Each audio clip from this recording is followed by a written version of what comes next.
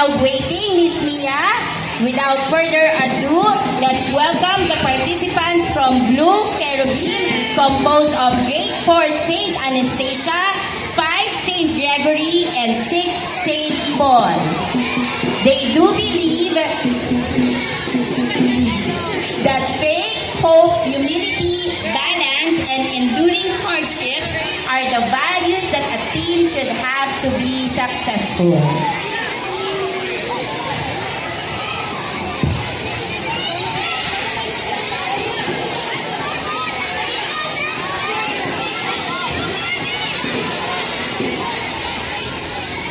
Once again, let's give a cheer for the Blue Cherubim.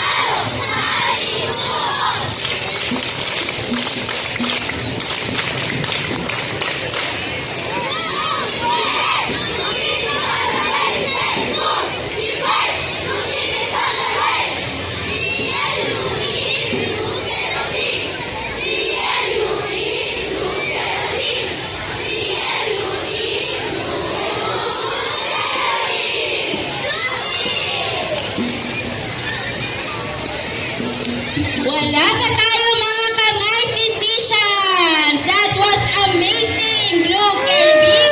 And to their advisors, thank you also, Miss Vicky, Sir Eric, and Sir Jemar.